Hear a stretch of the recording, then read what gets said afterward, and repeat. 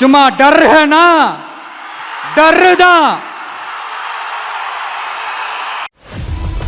विजय ने दिखा दिया, अगर नैरेटिव मजबूत हो, कनेक्शन असली हो और कैंपेन दिल तक पहुंचे तो 2 साल भी काफी होते हैं इतिहास लिखने के लिए।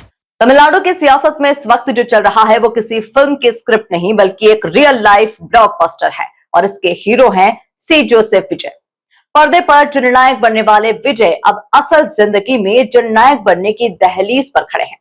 फर्क बस इतना है कि इस बार कोई डायरेक्टर नहीं, जनता खुद कहानी लिख रही है।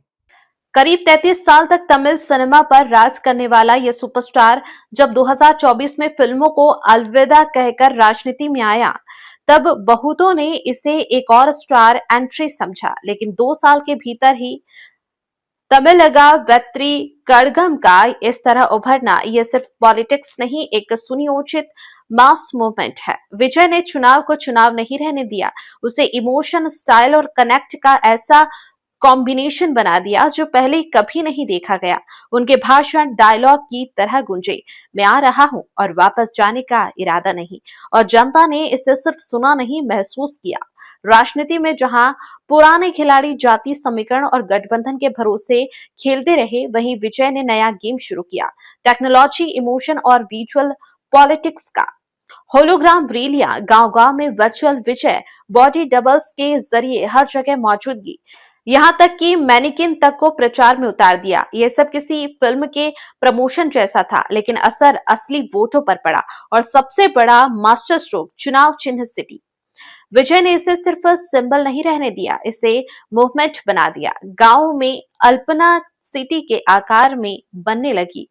बच्चे घर घर जाकर सिटी बचाओ वोट दिलाओ की रील बना रहे थे और सोशल मीडिया पर यह एक ट्रेंड नहीं, लहर बन गया। विजय ने समझ लिया कि आज की राजनीति सिर्फ भाषणों से नहीं चलती, वाइब बनानी पड़ती है।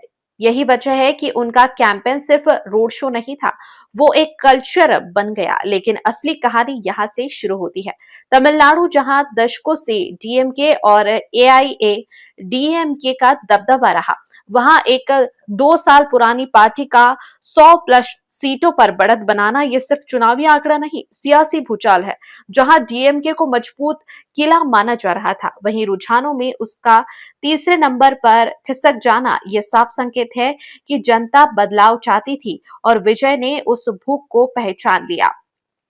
विजय की रणनीति सिर्फ शो ऑफ नहीं थी, उनके कंटेंट में भी बदलाव आया। फिल्मों में उन्होंने खुद को फाइटिंग हीरो से प्रॉब्लम सॉल्वर में बदला, कभी हेल्थ सिस्टम के भ्रष्टाचार से लड़ते हुए, कभी चुनावी धांधली के खिलाफ खड़े होते हुए, तो कभी किसानों और महिलाओं की समस्याओं को उठाते हुए। यानी स्क्रीन पर जो इमेज बनी वही जमीन पर ट्रस्ट में बदली। और फिर आया उनका सबसे बड़ा दाव, युवा वोटर।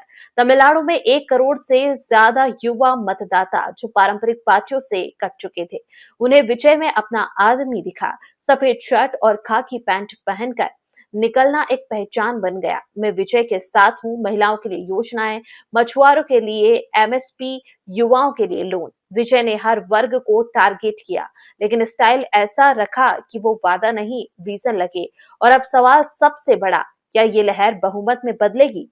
234 सीटों में 117 का आंकड़ा पार होगा या फिर गठबंधन की राजनीति में विजय को समझौता करना पड़ेगा? लेकिन एक बात तय है, तमिलनाडु की राजनीति अब पहले जैसी नहीं रहेगी।